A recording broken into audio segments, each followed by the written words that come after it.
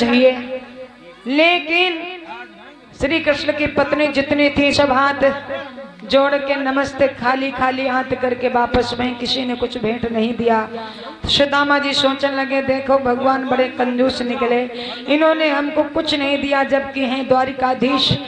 जा रहे हैं सुदामा जी को भेजने और कहा भैया ऐसे जाना और थोड़ा इधर से घूम लेना, उनके मुट्ठा बंद तो देखे सुदामा के, हो सकता है कन्हैया मुझे कुछ भेंट दे मित्र के नाते, लेकिन उनके दोनों हाथ खाली, कुछ नहीं दिया। बड़े गुस्सा में सुदामा जा रहे हैं तो चोरों ने घेर लिया रास्ते में। देखा क्या सुदामा क्या है तुम्हारे हाथ में? आप लोग भैया बैठे रहो केवल 5 मिनट, ज्यादा नहीं। हाँ आप शांति से बैठ जाओ, अभी आप उठे नहीं, वो चावल अपने भेंट कर रही है, बैठ जाइए, 5 मिनट आप लोगों से समय मांग रहे हैं कि प्रभु जो करता है वो अच्छा किया करता।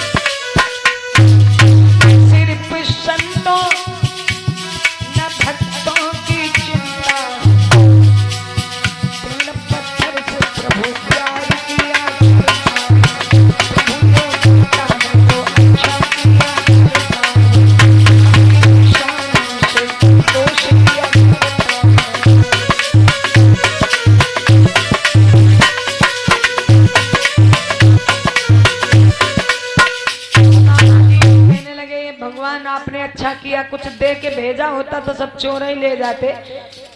चलो ये भी ठीक रहा जो कुछ नहीं में। से सुशीला अपने स्वामी का इंतजार कर रही, आओ प्राणनाथ। सुशीला को तो पहचान नहीं पाया सुदामा, क्योंकि मेरी तो सुशीला फटी पुरानी साड़ी पहने थी, ये तो बहुत सुंदर मखमल की साड़ी पहने ऊंचे महल में खड़ी है। ऐसा तो नहीं जब तक हम द्वारिका गए और तब तक किसी ने आक्रमण कर लिया मेरी जगह पर और महल बना लिया, फिर कहीं ना मेरी पिटाई कोई कर दे। सुशीला कहने लगी आओ प्राणनाथ, भगवान की कृपा हुई है जो हमारी गरीबी दूर हुई है। तो वो भक्तों ये कथा सुनने से हमें आपको शिक्षा मिलती है। बैठ जाओ, कुर्सी पर बैठा दो, कहाँ जाइए बेचारी, बैठ जाओ। इधर कहते हैं कि सुदामा अपना जीवन सुखी बनाया, तो ये हमें आपको शिक्षा लेना है कि सुदामा क्या है। कथा का शेष सार इतना है, सुदामा क्या है, सुदामापुरी क्या है, द्वारिका क्या है, सुशीला क्या है और श्री कृष्ण क्या है। सुदामा है ये आत्मा, ये बहुत गरीब है, भगवान इसको जहां पर भेजते वहीं जाना होता है। संसार में 3 गरीब माने गए, कौन कौन? एक आत्मा, एक कन्या और एक गाय। गाय को चाहे तुम कसाई के खूंटे पे बांधो, चाहे तुम ब्राह्मण के, उसको जाना होगा। और कन्या को चाहे धनवान घर में पहुंचा दो, चाहे गरीब के घर पहुंचा दो, उसे जाना होगा। आत्मा को चाहे तुम मनुष्य योनि में पहुंचा दो और चाहे वो नारदान के कीड़े में, और वो तो आत्मा को जाना पड़ेगा।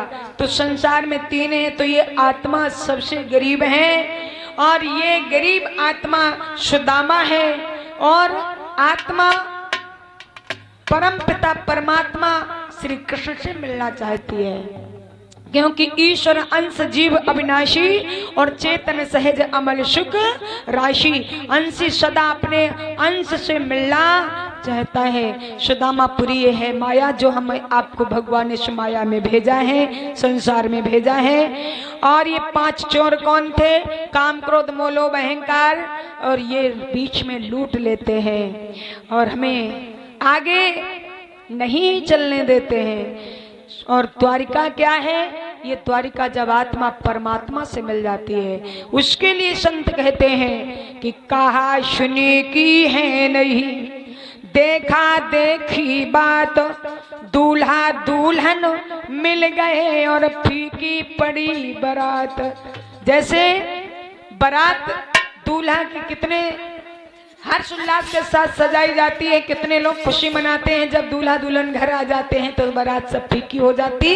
ऐसे जब आत्मा परमात्मा से मिल जाती है तो संसार रूपी बारात सब फीकी हो जाती है। तो आत्मा परमात्मा का मिलन सिखाती है भागवत कथा और ये सुदामा चरित्र की कथा। तो जो भक्त इस कथा को सुनते हैं कभी गरीबी नहीं आती है और जीवन सदा सुखीमय बनता है, और जिन्हें गरीबी है उनकी भी दूर हो जाती है।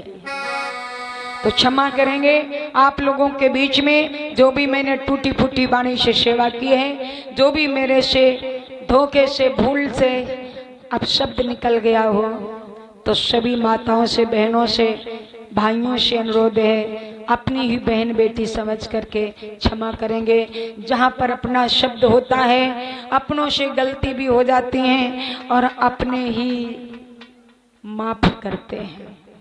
अगर अपना बच्चा होता है अगर कुछ अवगुण करता है मारते हैं तो फिर प्यार से खिलाते भी हैं। तो ऐसे ही ये ना सोचो कि ये कौन हमारी बेटी है, ये तो किसी और की है। हमने यहाँ पर अपने गुणों का बखान करके तुम्हें लोग सभी लोगों को कथा श्रवण कराई, और मेरे में अगर 10 गुण हैं तो ऐसा नहीं कि सर्वगुण सब संपन्न हो, 1-2 अवगुण भी हैं, लेकिन वो अवगुण को तो हम नहीं जानते हैं। आप लोगों ने जो अगर अवगुण देखे हो तो मेरे से जो भी भूल से गलती हो गई हो तो सभी से क्षमा मांगेंगे।